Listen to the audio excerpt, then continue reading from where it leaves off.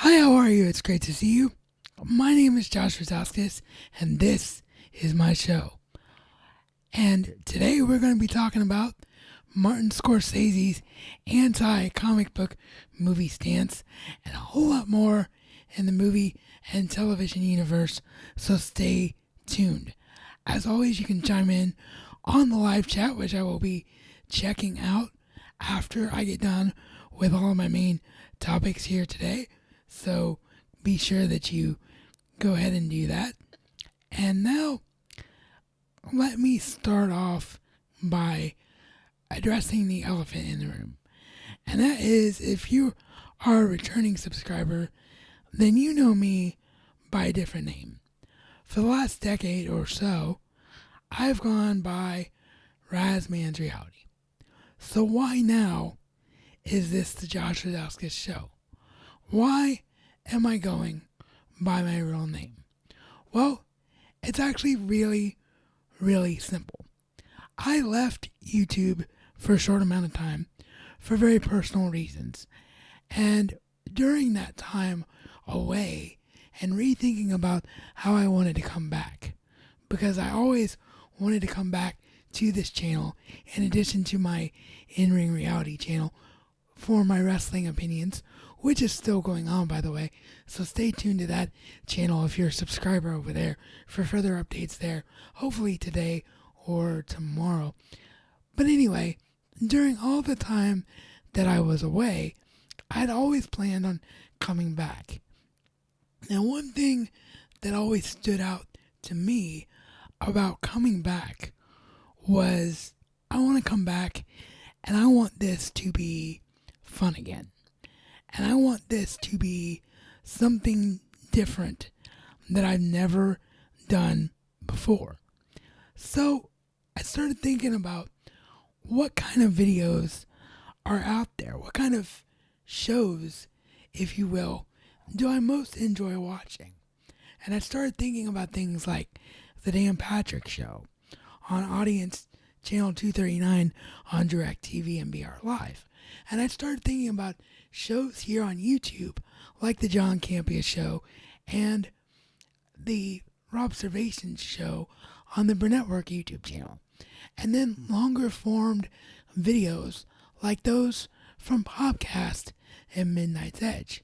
And that's what stood out to me. These were not necessarily channels that went out and did a video every time something happened.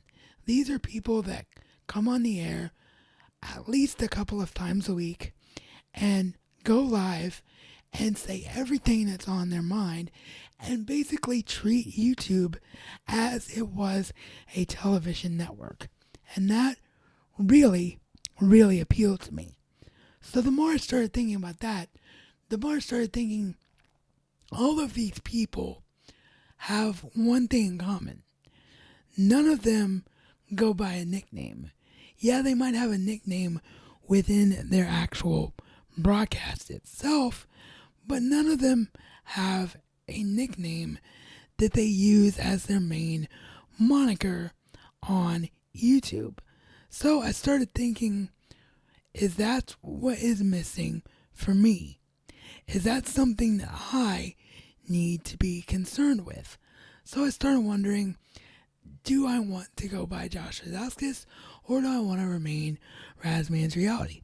So I reached out directly to two of the people that I mentioned inspired me to do this, John Campea and Robert Meyer Burnett, and the way they put it was simply, it doesn't matter what you go by, but what you have to start thinking about is, if you really are successful with what you want to do on YouTube, you're going to start getting notoriety and you're going to start becoming known. So did I want to be known as a nickname, as a moniker that I created for myself, or did I want to be known as me? Did I want to be proud of myself as an individual? And did I want to embrace the name that my parents gave me and were proud to give me? And in the end, it was the answer to that question that was a resounding yes. So I'm not ashamed of who I am, and from this point forward, I'm reminding myself why I do this, which is to be an inspiration to everyone else like me out there who has a disability that can show that as long as you put your mind to something, you can accomplish anything, as is the famous quote from Back to the Future. So it's important for Josh Razauskas to stand behind that sentiment. And now that I am standing behind that sentiment, I am more motivated than I've ever been before. So with that explanation out of the way, one other quick thing before we get into the main topics of today is that I want to talk about and Chill Pilgrims in the house. Hey buddy, how's it going? The other thing I wanted to talk about before I get into the actual crux of the main show is how often is this show going to happen? Well, that all has to do with how well today goes. I've been spending the last 2 days since acquiring this new microphone. Yes, eagle-eyed older subscribers. Sorry, almost said former. Please don't become former.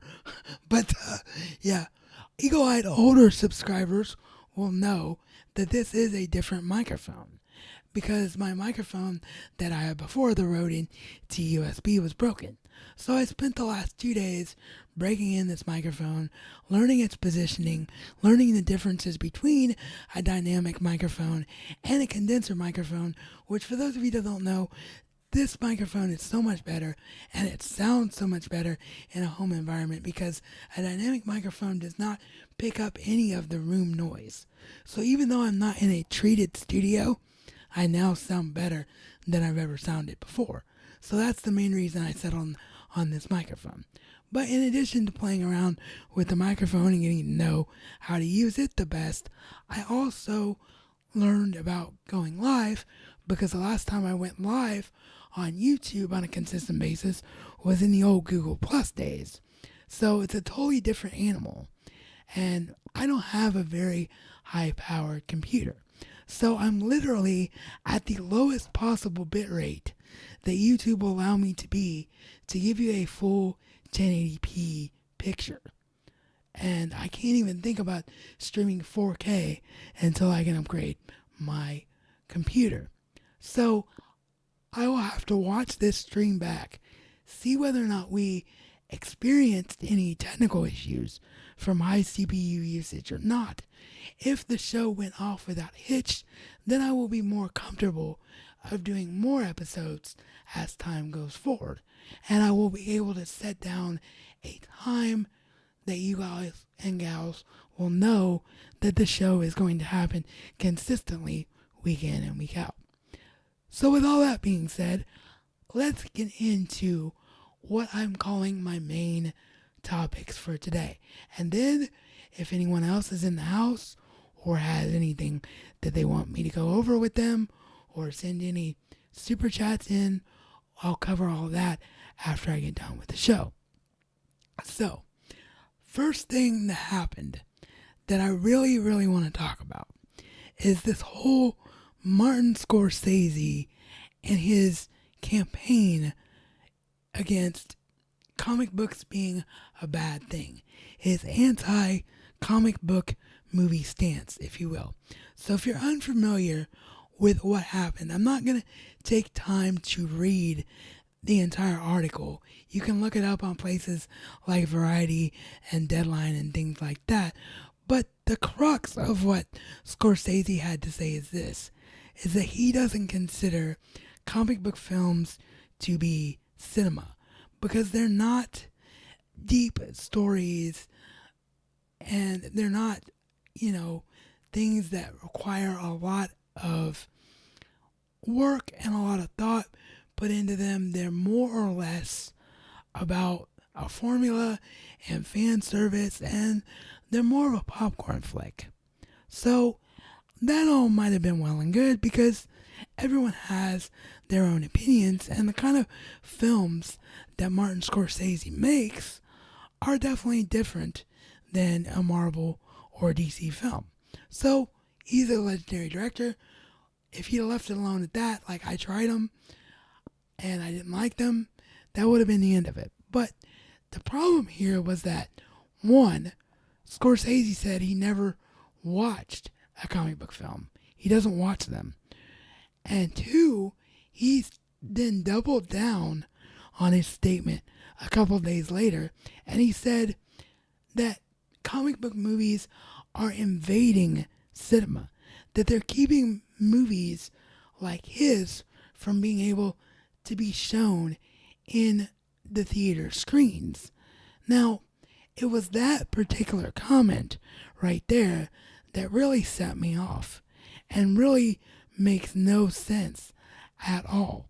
Because the thing about it is that the majority of movies that are playing right now are not comic book movies.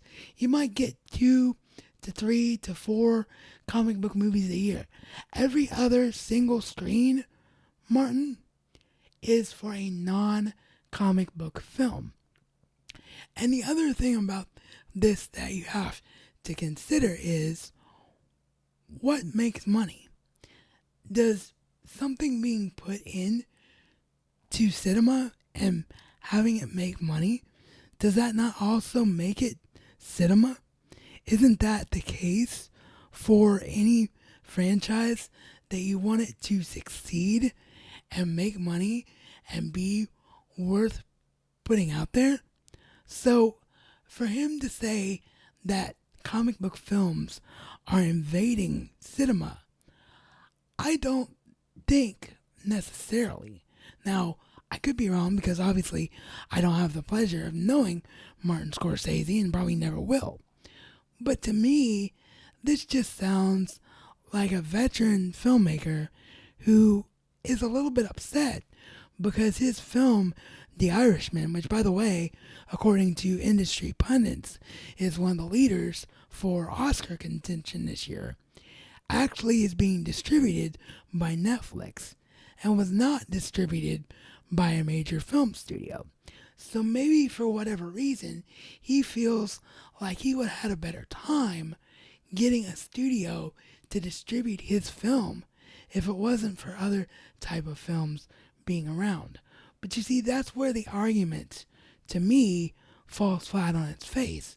Because the only reason I think that studios did not back The Irishman is because The Irishman has around a 3-hour runtime. And a lot of studios are going to look at that and think it's going to be very, very hard for us to entice people to sit in one space for 3 hours, no matter how good a film is.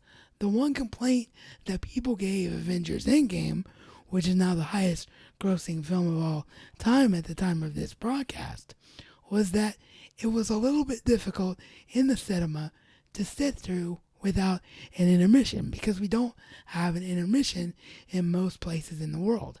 Some other countries outside the US and Canada, they do. But for the majority of places in the world, there is no intermission in film. So you have to sit all the way through film. So a 3-hour runtime is something that is hard for cinemas to sell. And I think that's all it is. I think this is Martin Scorsese just, number one, being unaware of the landscape that he's now facing, being unaware of how long his film was, and as my buddy Joe Pilgrim is saying in the chat here, and I'll read out his exact comment here in just a second before I move on to topic number 2, is, but just to paraphrase him right now, is that it is professional jealousy on the part of Martin Scorsese. Great minds think alike there, buddy. Because that's exactly what I was about to say. Scorsese's jealous. Scorsese wishes that his movies could be billion-dollar movies. His movies are wonderful. They're thoughtful. They're, emotional. Sorry, I couldn't find the word I was looking for, but everything you want from a film watching experience, you get from a Martin Scorsese film. Without question. He will always be one of the greatest living directors of all time. And these comments, believe it or not, do not keep me from wanting to watch anything Martin Scorsese does, because it's Martin flippin' Scorsese. But it is a case of jealousy, because none of his movies, regardless of how good they've ever been, have been billion-dollar films. And because he can't adapt, and because he can't live within the world that can create billion-dollar films, I think he's jealous. And I think that's all there is to it. Now, before I close this out and read Scott's comment, and before I move on to what my other topics are for today's program, I want to mention that some people have said to me and to others that the argument is actually correct by Martin Scorsese, because cinema is defined differently than an audience pleasure franchise type of film. And what I will say to that is, to me, that's not true. To me, it's not true, because anything that gets put out on a screen is cinema, regardless of how it's made. And yeah, Scorsese's films are more thought-provoking, they're more innovative, and they take more time to think out and produce, but that doesn't, to me, make them any more or any less cinema than a comic book film.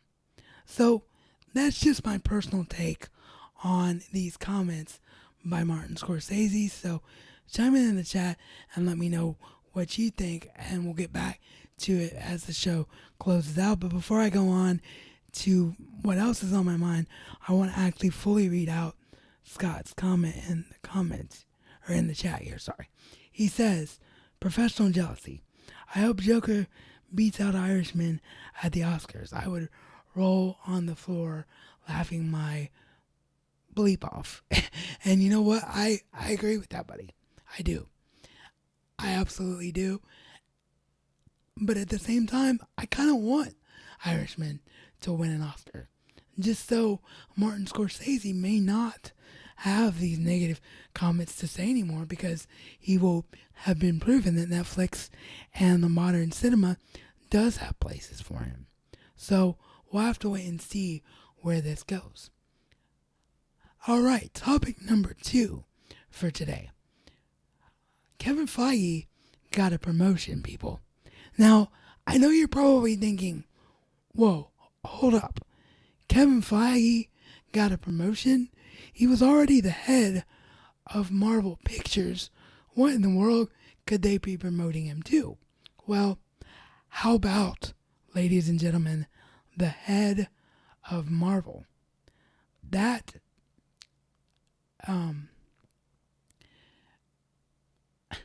sorry, I got distracted by a chat comment there. I'll get back to you in a second, Scott.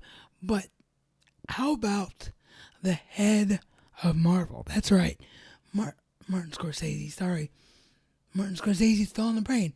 Kevin Feige is now the head of Marvel. He's not just in charge of comic book films or what he's doing in the Marvel film division. He's in charge of all of Marvel. He'll be in charge of TV, and he'll be in charge of the final say in Marvel Comics. And at first, I didn't know how to feel about this, because on the surface, this should be a very good thing. I mean, we're talking about Kevin Feige here. We're talking about the guy responsible for the MCU, and the guy who's given us everything that we've so joyously experienced over the last almost 20 years or so. But the problem is, producing films is a lot of work.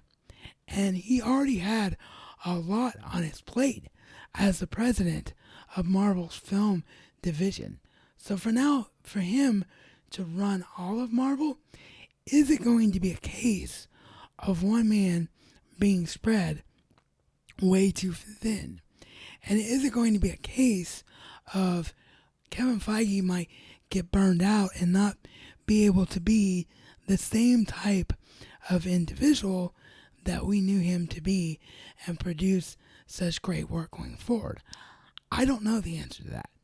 But that's my biggest fear, is that Kevin Feige, his other areas, mainly the MCU films, will start to suffer because he's got so much responsibility going on with everything else he now has to do as the head of Marvel Studios. So only time will tell, but I hope that this move will be a good one. And the other thing I want to say is that I agree with fellow movie and TV pundits in the YouTube space, like a John Campea and a Robert Meyer Burnett, who have said that they feel like this is training for Kevin Feige to eventually take over the job of Alan Horn. If you don't know who Alan Horn is the president of Disney Pictures. He's the guy who Bob Iger convinced to come out of retirement, and he is the guy that makes the final decision over everything under the Disney umbrella. And I believe that Kevin Feige has that trust built in at Disney, and I believe he is being groomed to eventually become the president of all of Walt Disney Pictures with this promotion. I think he'll do this job as the head of Marvel for 2 to 3 years. Then Bob Iger will step down and Kevin Feige will take over as the president of Disney. I could be proven wrong later on, but that's just how I feel right now. Alright, so before I move on to my next topic, Scott's continuing to contribute to the conversation here, so I want to address something he said, which is, then again, is Joker actually a comic book film? Well, it is, because it's based on a comic book character and within a comic book universe. But it's not in terms of what we know and what we expect from a comic book film at all. And the most ironic thing about Joker, guess who brought Joker to the studios, to Warner Brothers and to DC in the first place? This particular treatment of Joker, guess whose brainchild it was? Or one of the people whose brainchild it was. Can you guess? Yeah, Martin flippin' Scorsese. Talk about the pot calling the kettle black with that one. But yeah, Joker is definitely a different type of film than we've ever seen before. And it is way more cinematic by the terms that Scorsese has laid out than any other comic book film has ever been. But that doesn't mean that it's not a comic book film, because it's still loosely based on a comic book character. If you take the name Joker off of it, number one, you don't have a comic book film. But number two, I think that you also don't have a film that many people are interested in. I think if you tell the story of Joker, which I am going to talk about Joker here in a second, but I won't give away spoilers in case you still haven't gotten a chance to go out to the cinema and see it. But if you take the premise of Joker, which I think everyone knows, which is about a man falling down and continuing to descend into madness, but you don't put the Joker's name on it, is anyone going to check it out? That's what I said to my cousin Nathan when we went to see the film, and that's what my feeling about the film actually is that I don't know if anyone would have checked it out. I don't know if it would have had any success at all had you not put the Joker's name on it to begin with. So, yeah, that's how I feel on a surface level about Joker. So, that was my third topic on my list to discuss today, and that was Joker. I love this film.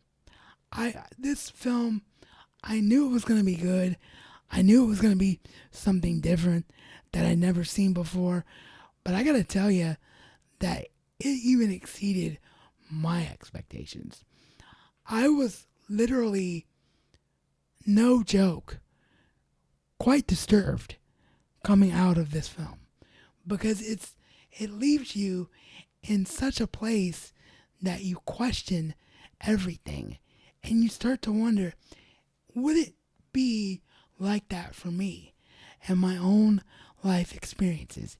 Is it just going to take a string of bad things, one getting worse right after the other, after the other, after the other, for me to end up being a psycho killer myself? That is the tremendous job that this film does. Better than anything I've ever seen is it puts you in the testicular shoes of its lead character, makes you feel for him, makes you wonder if you could end up being like him. Sorry for the little jerk there. I had a notification come up on the computer, distracted me. But yeah, that's what this film does. Is it makes you think beyond anything that I've ever seen before or since. So I loved it, and I think it's great. But what it reminded me a lot of, and again, I'm not going to get into any spoilers.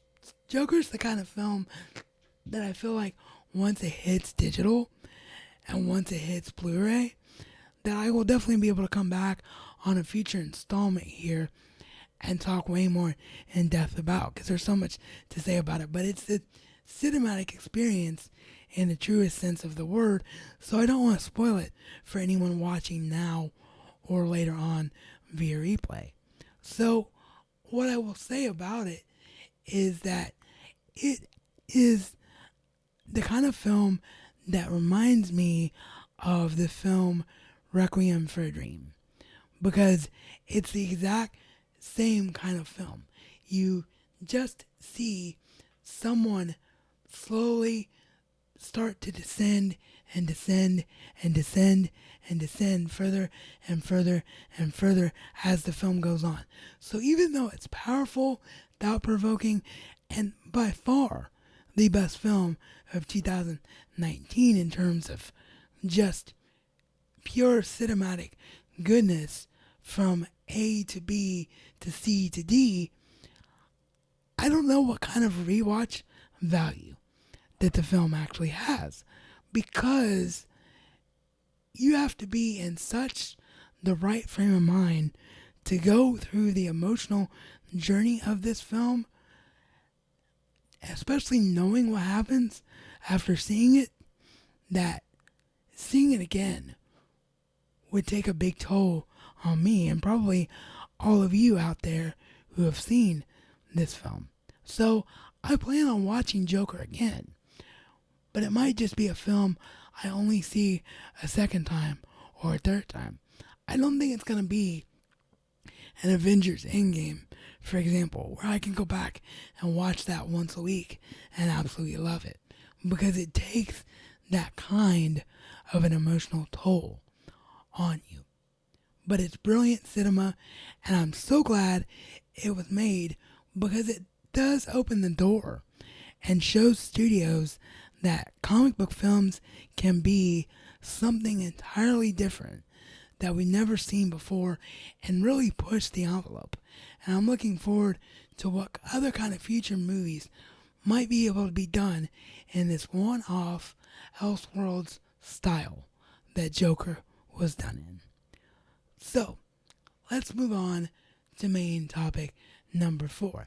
And main topic number 4 for me today is this.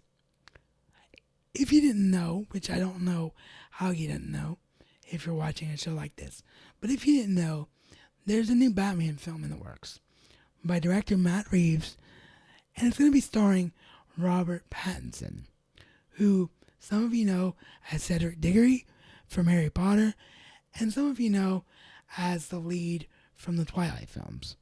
I can't tell you the guy's name in Twilight because I've never watched Twilight and I never will.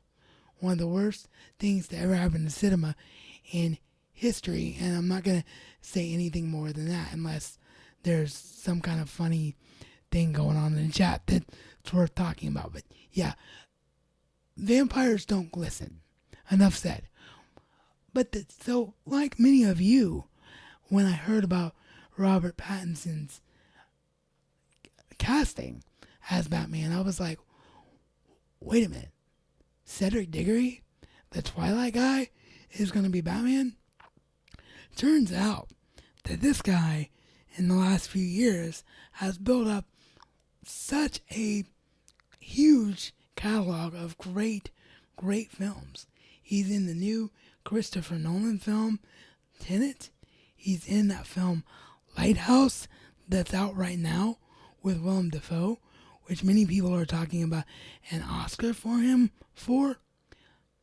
Bottom line is, I can't name the entire filmography in the time I have here today, but if you haven't checked out any of Robert Pattinson's work since either one of those main franchises that you may know him from in either Harry Potter or Twilight, go and see what Robert Pattinson has been up to lately, because you will be so surprised at the kind of caliber of actor that he is.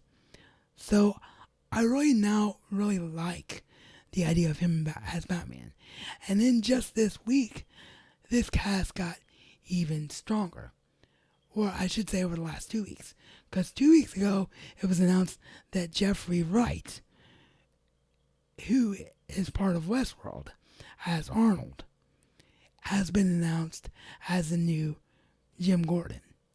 And then on top of that, originally we thought we were going to have Jonah Hill play a role of a villain in the new Batman film. And although he is now out because of financial discussions, he has been replaced and confirmed to be replaced as part of the cast by Paul Dano, who is a tremendous actor and one of the people that I have really enjoyed over the last couple of years. So if you don't know who Paul Dano is, go look up his filmography because he's a great actor. And then on top of that, they've also cast as Catwoman Zoe Kravitz, the daughter of Lenny Kravitz, who has put together some tremendous work herself. So while these may not be household names per se yet, this cast for the Matt Reeves Batman is looking like it could be a wonderful film. And I'm really looking forward to checking it out. So before I move on, we've got a couple of more chimes in from Joe Pilgrim in the chat. So let me go back and read some of the things he says. He says, I still need to see the Joker. I ordered tickets, but then canceled. Well, I hope you get a chance to check it out, man, because it really is an experience for all the reasons I just stated. So I hope you check it out. He also says, Robert Pattinson, wasn't he in Water for Elephants? I think so, and he did good in it. Yes, Robert Pattinson was in Water for Elephants. That is one of the films that got him the role in the new Christopher Nolan film Tenet that's coming up soon in 2020. I believe is the release date scheduled for that. Christopher Nolan named Water for Elephants as the inspiration for casting Pattinson in that role. So yeah, he was tremendous in Water for Elephants. I loved Water for Elephants. I wish I had Water for Elephants on digital because I only got to see it that one time, and I would love to see it again. Tremendous, tremendous film. And then lastly, he says, I'm not sure if I'm sold on Zoe. Well, Zoe Kravitz hasn't done a lot per se, but the things that she has done, I gotta say that I'm a big fan of. And I think she has really been able to carry the roles that she's been placed in. So I'm really looking forward to seeing what she brings to the role of Catwoman going forward. And now I want to get on to the final topic that I had on my list today. Then I will check out the chat.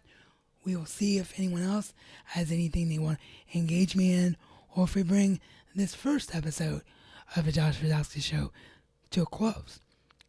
The last thing I wanted to talk about was, is there ever going to be an end in sight for the problem of the cinematic experience? And what I mean by that is, the cinematic experience has really gotten marred in recent years because if your movie, say, for example, is supposed to start at 1:30 p.m., you're not going to have your movie played until 1:55 p.m. or 2 p.m. each and every single time. Why? Because cinema now plays 15 to 30 minutes of trailers or 10 to 15 minutes of commercials on top of another 10 to 15 minutes of trailers. And that is just completely unacceptable. Yes, I realize that trailers are an essential part of the movie-going experience, and I don't mind sitting through 2 or 3 or 4 or 5 of them because it's what you expect. It's how most people, unless they go online watching shows like this, it's how most people know what is on the horizon next as a cinema-going viewer. So trailers are not the issue. But here is the issue.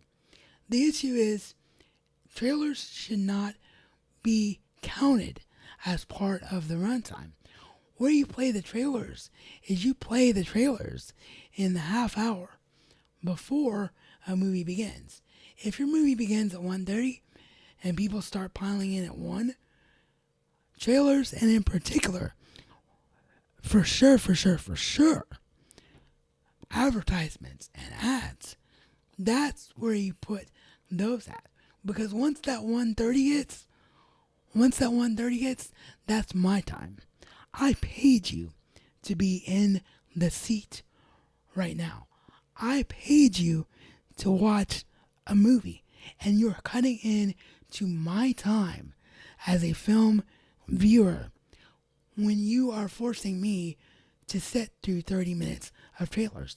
And there are people like me who either use Uber or public transportation, do not drive, and their schedule that they have mapped out for their day when viewing a film is all kinds of screwed up because they don't know the actual runtime of the film. It's absolutely ridiculous. And it's gotten to the point now to where I have to actually physically call into my local cinema, the one that's closest to me, and I have to say, hey, I'm coming down for film X. Can you let me know what time film X is going to let out? Because if I don't ask that, I don't actually know how long I need to sit in the auditorium. And then on top of all that, it was just announced that the third largest cinema chain in the United States, Cinemark, behind AMC and Regal Cinema, announced that they have struck a deal where they are going to be showing 5 more minutes of advertisement time before they even start showing trailers. And I'm sorry, but that is completely unacceptable. It's just unacceptable. It's not okay in any way, shape, or form to be having people's time that they paid you for your cinema time cut into by advertisements and trailers to this point. So what I encourage all of you to do is stand up.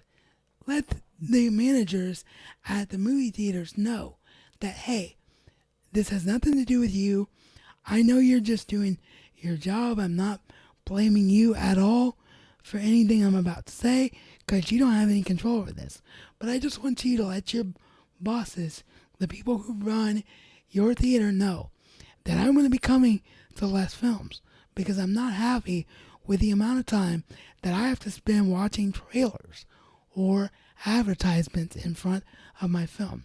If we don't stand up and stop giving cinemas our dollars and theater chains our dollars, this is not going to change. And it needs to, because it's just becoming beyond ridiculous. So, those are all the main topics that I had for today as we run up close to the 45-minute mark for the debut episode today. So let me check over in the chat and see if we're getting any other questions or any other chime in with anything I've talked about. Scott chimes in again.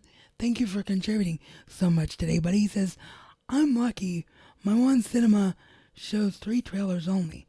That is worth about 10 minutes. My other theater is nuts. They show 8 trailers. Ridiculous. Yeah, that's exactly what I'm saying.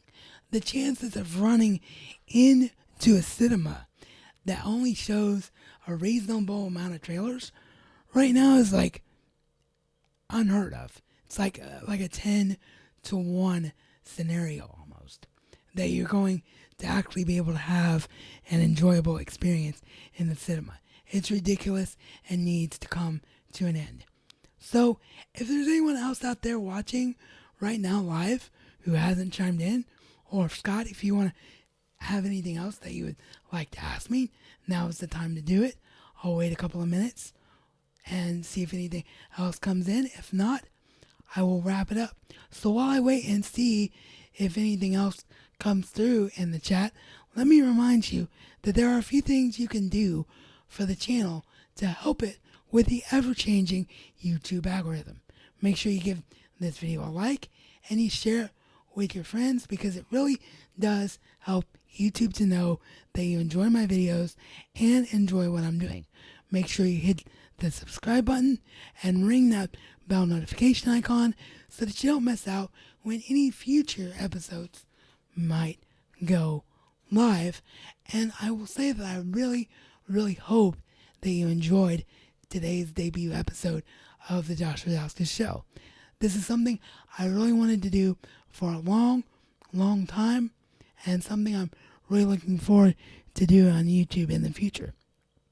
Because as I say, these long-form discussions to me are much more meaningful to me and much more of a way that I want to go forward. So really thank you all for being a part of things today, whether you were a part of things live or a part of the replay. And now I want to let you all know, before I check the chat, that this isn't going to be the normal format for the show, just me going on camera. I am working on graphics, and I am working on a way to incorporate the chat so that you watching the video can actually see the chat like on your screen. If you're watching on the TV app per se, there are widgets for that and things like that. I just didn't have time to sort through it today. So the presentation will get better. Just hang in there with me. So let me glance over at the chat here before I sign off real quick. Scott says, good show. I hope you can pick up more viewers. The icon shows 2. I'm guessing it's just you and me. And it may be because I didn't plan this show out as well as I would have liked to. I just kind of threw it together at the last minute. Like, this is when I'm going live, and this is what I'm going to be doing. So hopefully once I nail down like a consistent amount of time, or people check it out on the replay, that more people will tune in. And I hope they do, because I am more motivated than ever, just like I said at the start of the broadcast. And I really, really think this is going to be a great thing for me going forward. And my broadcasting software, XSplit, even has Skype integration. So next show, if I can plan it out, maybe I can even bring you in or other friends in to the show, and actually, have more of a true interaction, almost like a back and forth podcast type of thing toward the end. So that'll be a lot of fun as well. So with all that being said, I'm going to wrap up this debut edition of the Josh Razauskas show. Oh, you don't have a camera right now? Well, you do, because you have your cell phone, so we can use your phone. We can work on that. I'll hit you up after I get off the air. But with that, this is going to bring the debut edition of the Josh Razauskas show to a close. Thank you for tuning in on replay, or if you were here live and for whatever reason the YouTube algorithm did not let Scott and I know you were here. I really do appreciate all of your support. Please, as I mentioned before, subscribe, like, and share to help this show grow. And I will end this by saying, as Batman Begins reminds us, it is not who we are, but what we do that defines us. So define yourself by making the choice to go out and do something great today and make it so. I'm Josh Razauskas, and I will see you all next time.